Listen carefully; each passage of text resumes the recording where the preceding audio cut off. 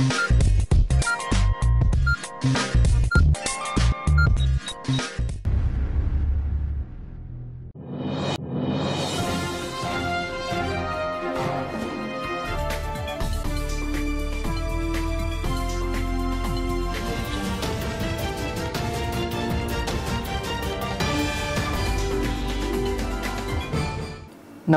एडीएनच्या सर्व प्रेक्षकांचं मी अक्षय एडीएन बातमीपत्रात मनपूर्वक स्वागत करतोय। आज दिवसभरात घडलेल्या संपूर्ण घटनांचा आढावा आपल्याला घ्यायचाच आहे, परंतु त्या अगोदर नजर टाकूया आज दिवसभरात घडलेल्या काही महत्त्वाच्या आणि ठळक घडामोडींवरती। प्रीपेड मीटरला घेऊन शिवसेना ठाकरे गट महावितरणाच्या विरोधात आक्रमक। 300 युनिट वीज ही मोफत देण्यात यावी अशी शिवसैनिकांची मागणी। माझी लाडकी बहीण योजनेची मुदत 31 ऑगस्ट पर्यंत वाढवण्याचा निर्णय। जिल्हाधिकारी दिलीप स्वामी यांचा पत्रकार परिषदेमध्ये खुलासा। आता बघूया सविस्तर बातम्या। महावितरणाच्या विरोधात शिवसेना ठाकरे गट आक्रमक झाला असून वीज दरवाढी विरोधात शहरातील महावितरण कार्यालयासमोर नवीन स्मार्ट मीटर बसवण्याचा घाट बंद करा असं फलक घेत आंदोलन करण्यात आलंय।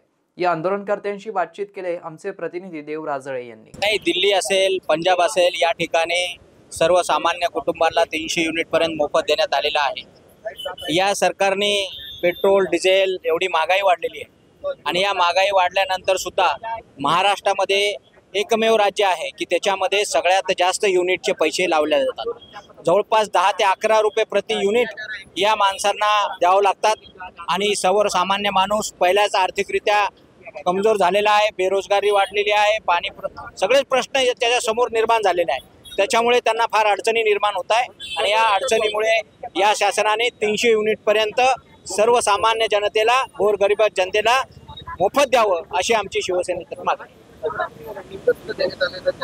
हो, मागच्या वेळेस मी त्या स्मार्टफोन आपले जे प्रीपेड मीटर आहे त्या संदर्भात मी निवेदन दिलं होतं। त्या निवेदनामध्ये मी त्यांना तेव्हा सांगितलं होतं की आम्ही हे बसू देणार नाही, हे चालू देणार नाही, परंतु तोचा निर्णय त्यांनी थांबवला होता। त्यावेळेस त्यांनी आम्हाला सांगितलं की थांबवतो म्हणून आणि त्यांनी तो थांबवलेला आहे। आता तो परत लागू होऊ नये याच्यासाठी परत आम्ही आक्रमक। आमची एकच मागणी आहे की 300 युनिट पर्यंत एक तर वीज बिल माफ झालं पाहिजे गोरगरिबांसाठी। कारण कसं आहे, आता महिला भगिनींचं बजेट हे खूप कोलमडलेलं आहे। सगळंच महागाई आज किती, सिलेंडर असेल, सगळ्याच गोष्टी महाग झालेल्या आहेत, तर त्यांचं बजेट एकदम कोलमडलेलं आहे। तर आम्हाला एवढीच ह्या सरकारला विनंती की त्यांनी एक तर 300 युनिट पर्यंत जे मध्यमवर्गीय आहे त्यांचं बिल कमी करायला पाहिजे। आमची एवढी प्रामुख्याने ही मागणी। आणि जे समजा कधी कधी लाईट बिल थकल्यानंतर अगदी लाईटमॅन येतात आणि लाईट कट करतात, तर त्यांचा पण विचार केला पाहिजे की बाबा तुम्ही 2-3 टप्प्यामध्ये वीज बिल भरा असं त्यांनी म्हणलं पाहिजे। एवढीच आमची महिला आघाडीच्या तर्फे आणि आमच्या पक्षाच्या वतीने एवढीच मागणी की सक्तीची वसुली पण कुठंतरी थांबली पाहिजे। मराठा आंदोलक मनोज जरांगे पाटील यांच्या निवासस्थानी काही अज्ञात ड्रोनद्वारे टहाळणी केल्याचा प्रकार समोर आल्यानंतर सकल मराठा समाजाच्या वतीने शहरातील कॅम्ब्रिज चौकात आज रास्ता रोको आंदोलन करण्यात आलंय। मनोज जरांगे पाटील यांना Z+ सुरक्षा देण्याची मागणी करत आंदोलन करण्यात आलंय। बघूया याविषयीचा सविस्तर अहवाल। जय जिजाऊ, जय शिवराय, छत्रपती शिवाजी महाराज की जय। अरे तुमचं आमचं नातं काय? जय जिजाऊ, जय शिवराय, तुम आगे बढ़ो, हम तुम्हारे साथ हैं। मनोज जरांगे पाटील यांचं आंदोलन स्थळ असलेल्या अंतरवाली सराटी गावावर ड्रोनच्या माध्यमातून टेहाळणी करण्यात आल्याचं वृत्त समोर आलंय। या वृत्ताचे पडसाद विधानसभेत देखील उमटले आहेत। विधानसभेचे विरोधी पक्षनेते विजय वडेट्टीवार यांनी या प्रकरणी गंभीर दखल घेण्याची मागणी केली आहे। तसेच शासनाने मनोज जरांगे पाटील यांची सुरक्षा वाढवण्याची मागणी देखील केली आहे। यावर मंत्री शंभूराज देसाई यांनी देखील सुरक्षा व्यवस्थेचा आढावा घेण्यात येईल असं आश्वासन दिलं। मात्र आता या संदर्भात मराठा समाज आक्रमक झाला असून मनोज जरांगे पाटील यांना Z+ सुरक्षा देण्यात यावी अशी मागणी मराठा समाजाच्या वतीने करण्यात आली आहे। शहरातील कॅम्ब्रिज चौकात सकल मराठा समाजातर्फे आज रस्ता रोको आंदोलन करण्यात आलं। मनोज जरांगे पाटील यांच्या सुरक्षिततेची काळजी म्हणून त्यांना Z+ सुरक्षा देण्यात यावी आणि त्यांच्यावर पाळत ठेवणाऱ्या लोकांचा शोध घ्यावा या प्रमुख मागणीसाठी हे आंदोलन करण्यात आलंय। रस्ता रोको करून जोरदार घोषणाबाजी या ठिकाणी करण्यात आली। मनोज जरांगे पाटील यांना Z+ दर्जाची सुरक्षा देण्यात यावी या मागणीसाठी मराठा समाजाच्या वतीने शहरातील जिजाऊ चौकात देखील आंदोलन करण्यात आलं। या आंदोलनात अनेक पदाधिकारी सहभागी झाले होते। या आंदोलनाच्या वतीने मनोज जरांगे पाटील यांना Z+ सुरक्षा द्यावी अशी मागणी करण्यात आली। मराठा क्रांती मोर्चाच्या वतीने या आंदोलनाचं आयोजन करण्यात आलं होतं। हे विशेष। विधान परिषदेचे विरोधी पक्षनेते आमदार अंबादास दानवे यांचं 5 दिवसांसाठी निलंबन करण्यात आल्यामुळे शिवसेना उद्धव ठाकरे गट आक्रमक झाला। क्रांती चौकात उद्धव ठाकरे गटाच्या पदाधिकाऱ्यांनी राज्य सरकार विरोधात घोषणाबाजी केली। यावेळी त्यांच्या मागण्यांबाबत माध्यमांशी बोलताना अधिक माहिती देण्यात आली आहे। विरोधी पक्षाचा आवाज दाबण्याचं काम कोणी करत असेल तर हे सरकार करत आहे, कारण की या सरकारने केलेले काळे धंदे आणि त्याच्यामधून त्यांनी लूटमाट महाराष्ट्राची या विषयातून ते मांडणार होते, परंतु वैधानिक विषयावर न सोडता आणि वैधानिक पद असताना सुद्धा अशा विरोधी पक्षनेत्यांच्या दिशेने वोटवार करणं, त्यांना निवडणं, त्यांना निश्चित दाखवणं असं काम करत असताना सभापतींनी त्यांना थांबवलं पाहिजे होतं, परंतु थांबवलं नाही। शेवटी त्या सभागृहामध्ये आपल्याला न्याय मिळत नाही असं जेव्हा लक्षात येत होतं त्याच वेळेस शिवसैनिक त्यांचा जागा झाला आणि ज्या पद्धतीने त्यांनी केलं त्याचा आम्हाला अभिमान आहे। येणाऱ्या काळामध्ये त्यांनी जे करतील त्याच्या सोबत राहू, त्यांना असं त्यासाठी आम्ही सांगत उभे राहिलो आहोत। त्यांना सांगतोय की अंबादास दानवे साहेब तुम संघर्ष करो, हम तुम्हारे साथ आहे। दानवे साहेबांसारखा एक विरोधी पक्षनेता ज्यांनी हिंदुत्वाची भूमिका सभागृहामध्ये मांडण्याकरता या ठिकाणी आवाज आपलं या ठिकाणी मत मांडत होते आणि पलीकडच्या बाजूने प्रसाद लाड त्याला विरोध करतो आणि बोलण्याच्या ओघामध्ये काही कमी जास्त इकडनं तिकडनं त्यांच्याकडनं कुठल्या प्रकारचं झालेलं नाही। दोघांकडनं प्रतिक्रिया रिॲक्शन या उमटलेल्या आहेत, परंतु हेतू पुरस्कार विरोधी पक्षाचा या ठिकाणी मुस्कटदाबी करण्याचा प्रयत्न दानवे साहेबांसारख्या एका चांगल्या वक्तृत्व असलेल्या अभ्यासू विरोधी पक्ष नेत्याला या ठिकाणी कुठेतरी थांबवायचं। लोकसभेमध्ये जो यांना पराभव झाला, जनतेने जी यांना यांची जागा दाखवून दिली त्याचा सुद्धा हा राग आहे। कुठेतरी दानवे साहेबांना आता थांबवायचं, भविष्यामध्ये मनमानी कारभार करून घ्यायचा, विधान परिषदेमध्ये त्यांच्या मनासारखे विधेयक पास करून घ्यायचे, म्हणजे विरोधी पक्षच नाही म्हणून विरोधी पक्षच नसावा ही यांची भूमिका। राहुलजी गांधी आमचे नेते त्या ठिकाणी संसदेमध्ये विषय मांडतात हिंदुत्वाचा, ही हिंदुत्व भारतीय जनता पार्टीची मालकी नाही। खऱ्या अर्थाने बाळासाहेब ठाकरे साहेबांनी या ठिकाणी या देशाला जगाला हिंदुत्व काय असते शिकून दिलं। तोच मार्ग शिवसेना उद्धव बाळासाहेब ठाकरे गटाने या ठिकाणी पुढे नेत असताना ज्यांना आता भीती वाटायला लागली। लोकसभेमध्ये लोकांनी धडा शिकवला, विधानसभा डोळ्यासमोर आहे, हाच मुद्दा घेऊन लोकांनी जर परत विधानसभेत आम्हाला लोक घरी बसवतील ती भीती त्यांना आहे आणि निश्चितपणे याचे पडसाद विधानसभेच्या निवडणुकांमध्ये सुद्धा उमटणार आहेत, हे घरी बसणार आहेत, त्या भीतीपोटी झालेली कारवाई नाही। आज या आमचा एक कडवट शिवसैनिक निष्ठावंत बाळासाहेबचा शिवसैनिक आहे अंबादास दानवे यांचं आज या गद्दार सरकारांनी घटनाबाह्य सरकारांनी त्यांचं आज निलंबन केलेलं आहे। त्यांच्या समर्थार्थ आम्ही आज या ठिकाणी संभाजीनगर तालुक्याच्या वतीने बीड रोडवर सरकारचा निषेध म्हणून आंदोलन केलेलं आहे। मुख्यमंत्री माझी लाडकी बहीण योजनेसाठी अर्ज करण्याची मुदत 31 ऑगस्ट पर्यंत वाढवण्याचा निर्णय मुख्यमंत्री एकनाथ शिंदे यांच्या अध्यक्षतेखाली झालेल्या बैठकीत घेण्यात आला असून या योजनेबाबत जिल्हाधिकारी दिलीप स्वामी यांनी पत्रकार परिषदेत अधिक माहिती दिली आहे। नवीन जे शासनाने योजना जाहीर केलेली आहे मुख्यमंत्री माझी लाडकी बहीण, तर यामध्ये 2-3 मुद्दे फक्त अधोरेखित करायचे आहेत। एक तरी पहिला जो विषय होता की पहिल्या टप्प्यामध्ये फक्त 15 तारखेपर्यंतच अर्ज स्वीकारले जाणार आहेत असा विषय होता पहिल्या ह्याच्यामध्ये, आणि त्यामुळं बऱ्याच जणांचा असा गैरसमज झाला की त्यानंतर अर्ज स्वीकारले जाणार नाहीत की काय। पण आपल्या माध्यमातून सर्वांना मला ही माहिती द्यायची आहे की आता ही जी मुदत आहे ती 31 ऑगस्टपर्यंत वाढवलेली आहे। अर्ज भरताना जे 2 कागदपत्र महत्त्वाचे आहेत, एक रहिवासी दाखला आणि दुसरा उत्पन्नाचा दाखला।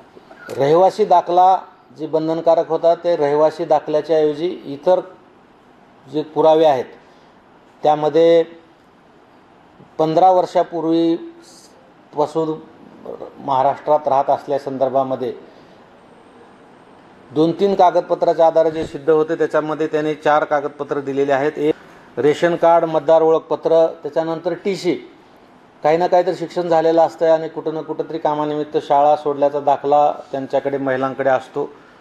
दुसरा विषय होता उत्पन्नाच्या दाखल्याचा। उत्पन्नाचा दाखला हा महत्त्वाचा कागद त्याच्यासाठी लागणार आहे, परंतु त्याच्यामध्ये पण आता जे जुने आपले रेशन कार्ड आहेत, केशरी आणि पिवळे रेशन कार्ड, ज्या कुटुंबामध्ये किंवा ज्या महिलांकडे पिवळं रेशन कार्ड किंवा केशरी रेशन कार्ड आहे त्यांनी ते कार्ड जरी दिलं तरी त्यांना उत्पन्नाच्या दाखल्याची गरज असणार नाही। आणि मग ज्यांच्याकडे केशरी किंवा पिवळं रेशन कार्ड नाही आहे अशासाठीच फक्त उत्पन्नाच्या दाखल्यांची गरज असणार आहे. कुठल्याही प्रमाणपत्रासाठी कुठल्याही ठिकाणी जर कुठल्याही प्रकारचा त्रास होत असेल म्हणजे आता मुळातच त्यांना सेतूवर याची गरज नाही, 5-10% लोकांना उत्पन्नाच्या दाखल्यासाठी यावं लागेल. तर त्यासाठी सुद्धा आम्ही सेतूधारकांना योग्य त्या सूचना दिलेल्या आहेत आणि आमचे जे ग्रामस्तरावरचे तालुका स्तरावरचे अधिकारी कर्मचारी आहेत यांना सुद्धा रँडमली सेतू केंद्राला व्हिजिट देऊन त्या ठिकाणी कुठल्या महिलांकडून आर्थिक लुबाडणूक किंवा आर्थिक पिळवणूक काय होत आहे का कसं याच्या तपासण्या करायला सुद्धा सांगितलेलं आहे. आपल्याकडे ह्या योजनाची प्रसिद्धीचा विषय आहे की प्रत्येक गावामध्ये या संदर्भात दवंडी दिली गेली पाहिजे. कोणताही महिला लाभार्थी यामध्ये राहायला नको या संदर्भात प्रत्येकापर्यंत हे मेसेज गेला पाहिजे की अशी योजना आहे, त्याचा निकाल ABCD असा प्रमाणे आहे, त्यामध्ये काय फेरबदल झालेला आहे ते पण त्यांच्यापर्यंत पोहोचला पाहिजे. त्या संदर्भात आपल्या स्तरावर नियोजन करण्यात आलेलं आहे. दुसरा विषय, काल आपल्याकडे सेतू केंद्रावर गर्दी खूप दिसून आली. त्या संदर्भात आपले सेतू केंद्र आहे त्यांना पण तहसीलदारांमार्फत ऑलरेडी मेसेज देण्यात आलेला आहे की सेतू केंद्रावर कशा रीतीने गर्दी होऊ नये, अर्ज स्वीकारताना कोणकोणते डॉक्युमेंट लागणार आहे आणि ते कशा रीतीने फास्ट ट्रॅकने आपण त्यांचे दाखले संदर्भात कारवाई आहे ते लवकर करू शकतो. तो एक मोठा विषय त्यामध्ये कव्हर करण्यात आलेला आहे. शहरवासियांना एक सुवर्ण संधी. तुम्ही एखादा व्यवसाय करताय का? मग एडियनवर जाहिरात करा आणि मिळवा व्यवसायात मोठा फायदा. तर वाट कसली पाहताय? आताच खाली दिसत असलेल्या नंबरवर संपर्क साधा. आपल्याला अजूनही काही बातम्यांचा आढावा घ्यायचा आहे, परंतु इथे वेळ झाली आहे एका छोट्याशा ब्रेकची. कुठेही जाऊ नका, पाहत रहा एडियन न्यूज.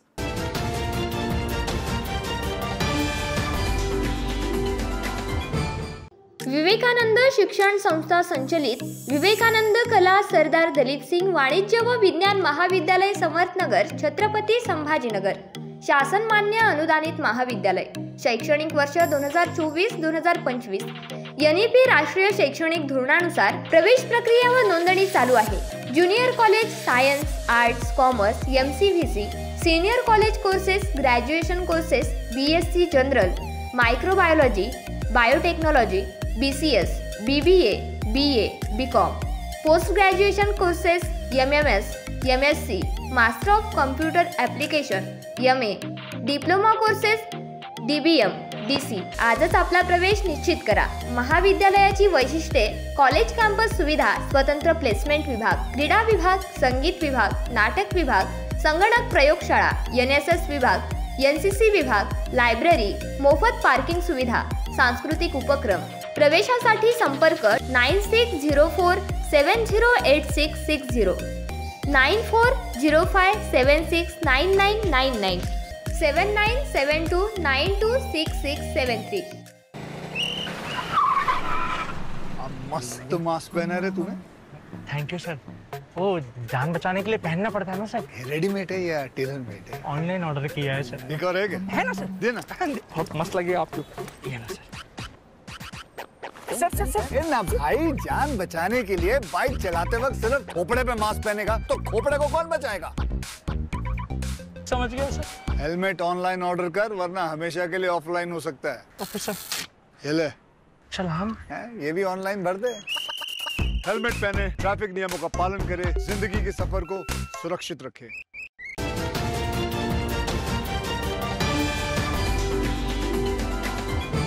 ब्रेक नंतर पुन्हा एकदा स्वागत. आपण बघत आहात एडियन बातमीपत्र. जिल्ह्यातील दुधड ग्रामपंचायतीने संत गाडगेबाबा ग्राम स्वच्छता अभियान 2022 व 23 अंतर्गत विभागस्तरीय स्पर्धेत द्वितीय क्रमांक पटकावत राज्यस्तरीय स्पर्धेसाठी पात्रता सिद्ध करत तालुका तथा जिल्ह्याच्या शिरपेचात मानसात तुरा रोवला आहे. संत गाडगेबाबा ग्रामस्वच्छता अभियानात दुधड ग्रामपंचायतीने उत्कृष्ट कामगिरी करून जिल्ह्यातच नव्हे तर विभागात द्वितीय क्रमांक पटकावून जिल्ह्यातील गावांना एक चांगला संदेश दिलाय. जिल्हा परिषदेचे मुख्य कार्यकारी अधिकारी तथा प्रशासक विकास मीना, अतिरिक्त आयुक्त कार्यकारी अधिकारी डॉक्टर सुनील भोकरे, जिल्हा ग्रामीण विकास यंत्रणेचे प्रकल्प संचालक अशोक शिरसे, सामान्य प्रशासन विभागाचे उपमुख्य कार्यकारी अधिकारी सुदर्शन तुपे यांच्या मार्गदर्शनाखाली व स्वच्छता विभागाचे उपमुख्य कार्यकारी अधिकारी राजेंद्र देसले, पंचायत विभागाचे उपमुख्य कार्यकारी अधिकारी डॉक्टर ओमप्रकाश रामावत, गटविकास अधिकारी मीना रवताळे, सहाय्यक गट विकास अधिकारी शिवाजी साळुंके, ग्रामविकास अधिकारी संतोष मरमट, दुधडचे भूमिपुत्र तथा ग्रामविकास अधिकारी RD चौधरी तसेच स्वच्छ भारत मिशन कक्षाचे सत्यजित देशमुख वैशाली जगताप, संजय वाघ, करुणा फुलझले, प्रमोद भुईगळ, अनिता काळे यांचं मार्गदर्शन लाभलंय. दुधड ग्रामपंचायतीच्या वतीने गावात ड्रेनेज लाईन, त्याचा वापर शाळा, अंगणवाड्या, शासकीय, निमशासकीय कार्यालय यांना शौचालय, तेथील वापर, सार्वजनिक शौचालय, त्याचा वापर, तसेच गावात मुबलक पिण्याचे पाणी आणि वापराचे पाणी, त्याबरोबरच संदेशाद्वारे रंगवलेल्या बोलक्या भिंती, शालेय विद्यार्थ्यांच्या वैयक्तिक स्वच्छता, नागरिकांसाठी दर 15 दिवसात आरोग्य शिबिरे, संपूर्ण गावात पेवर ब्लॉक, शुद्ध थंड पिण्याचे पाणी, आरो, घरोघरी डस्टबिन, ओला सुका कचऱ्याचं वेगवेगळं वर्गीकरण, कचरा विल्हेवाटासाठी घंटागाडी, सभोवतालच्या परिसरामध्ये कचरा कुंडी, प्लास्टिक कचरा व्यवस्थापन, घरोघरी वृक्ष लागवड, घनदाट वृक्ष लागवड, शासकीय इमारतीवरील पाण्याचे वॉटर हार्वेस्टिंग असे विविध उपक्रम व योजना ग्रामपंचायतीमार्फत राबवण्यात आल्या. गावाचा विकास, सौंदर्यीकरण तसेच स्वच्छतेकरिता सरपंच गंगासागर चौधरी, उपसरपंच बळीराम बोर्डे, ग्रामपंचायत सदस्य सुदाम घोडके, मधुकर बोर्डे, जनाबाई चौधरी, वंदना काकडे, ताराबाई घोडके, जिजाबाई आहिरे, नीलाबाई आहिरे, अंगणवाडी सेविका, आशा कार्यकर्ता, बचत गट अध्यक्ष, सचिव, सदस्य यांच्यासह गावकऱ्यांनीही मोलाचा वाटा उचलला होता. मी या दुधड गावामध्ये या शाळेमध्ये 2018 साली आलेली आहे. तर त्यावेळेची परिस्थिती आणि आज 2024 आहे, तर यावेळेची परिस्थिती यामध्ये खूप बदल झालेला मला दिसून आलेला आहे. तफावत जाणवली आहे. ग्राम स्वच्छता अभियानामध्ये गावाने भाग घेतलेला होता, पण तरीही गाव म्हणजे ग्राम स्वच्छता अभियानाच्या आधीही गाव सुंदर होतं आणि त्यामध्ये आणखी सुंदरतेमध्ये भर पडलेली आहे. यामध्ये आमचे चेअरमन काका बाबासाहेब चौधरी आहेत. तर कामावरून काढल्याच्या रागावरून उद्योजकाला लोखंडी रॉडने जबर मारहाण केल्याची घटना MIDC वाळूज परिसरातील बजाजनगर येथे घडली आहे. या घटनेचा CCTV फुटेज सध्या सोशल मीडियावरती प्रचंड व्हायरल होतोय. शहरात गुन्हेगारी विषयक घटनांचं प्रमाण दिवसेंदिवस वाढत चालल्याचं दिसून येत आहे. औरंगाबाद शहर तसंच वाळूज MIDC परिसरात गेल्या काही दिवसांपासून गुंडगिरीचं प्रमाण वाढलेलं दिसतंय. वाळूजमध्ये कामगारांबरोबरच उद्योजकांना टार्गेट केलं जात असल्याच्या अनेक घटना उघडकीस आल्या आहेत. त्यामध्ये भर म्हणून आणखी एका उद्योजकास लोखंडी रॉडने जबर मारहाण केल्याची घटना MIDC वाळूज परिसरातील बजाजनगर येथे घडली आहे. वाळूज औद्योगिक वसाहतीमधील एका कामगाराला कामावरून काढून टाकल्याच्या कारणावरून कंपनीच्या मालकाला 3 ते 4 जणांनी बेदम मारहाण केल्याची घटना घडली आहे. MIDCच्या कार्यालयाबाहेर सदर घटना घडली असून सदर घटना CCTV कॅमेऱ्यामध्ये कैद झाली आहे. घडलेल्या या प्रकाराने MIDC वाळूज औद्योगिक नगरीमध्ये उद्योजक मंडळीमध्ये दहशतीचं वातावरण निर्माण झालंय. नागेश्वर रमेशराव वाकळे 37 राहणार सिडको असं मारहाण झालेल्या व्यक्तीचं नाव आहे. या प्रकरणी MIDC वाळूज पोलीस ठाण्यामध्ये 6 जणांविरोधात गुन्हा दाखल करण्यात आलाय. पुढील तपास पोलीस करीत आहेत. वाळूज MIDC परिसरात मोठ्या प्रमाणामध्ये लघु उद्योजक तसेच मोठ्या कंपन्यांचा समावेश आहे. यातून लाखो कामगारांचा उदरनिर्वाह चालतो. मात्र गेल्या काही महिन्यांपासून या परिसरात गुंडांचा उपद्रव वाढल्याचं दिसून येत आहे. गेल्या महिन्यात एक उद्योजकाला कारने जात असताना दुचाकीवर असलेल्या तिघांनी त्याची कार अडवली. या उद्योजकाला चाकूचा धाक दाखवत रक्कम हिसकावून घेतली. तसेच त्याच्या हातातील अंगठी देखील हिसकावण्याचा प्रयत्न गुंडांनी केला. तसेच फेब्रुवारी महिन्यात एका उद्योजकाला कार अडवून मारहाण केल्याची घटना घडली. वाळूज MIDC परिसरात कामगार वर्ग मोठ्या प्रमाणात राहतो. तसेच आजूबाजूला नागरी वसाहत विस्तारित आहेत. या भागात महापी, बटन प्लेयर, गंजेटी तरुणांचं प्रमाण वाढलेलं आहे. दारूच्या दुकानाशेजारीच अनधिकृतरित्या मद्यपींची पिण्याची सोय हॉटेल टपऱ्यांवरती सहज होते. काही महिन्यांपूर्वी पोलीस उपायुक्त नितीन बगाटे यांनी त्यांच्यावर कारवाईचा बडगा उगारला होता. त्यावेळी वरिष्ठांच्या सेवानिवृत्तीचा काळ होता. त्यानंतर प्रभारी आयुक्त पद होतं. यानं त्या कारणाने काही काळ हा कारवाईचा प्रकार बंद झाला होता. मात्र हे प्रकार आता पुन्हा सुरू झालेले आहेत. त्यामुळे येथील गुंडगिरीला चालना मिळत असल्याचं दिसून येत आहे. त्यामुळे पुन्हा एकदा पोलीस उपआयुक्त नितीन बगाटे यांनी कारवाईचा फास आवळावा अशी मागणी नागरिकांकडून केल्या जात आहे.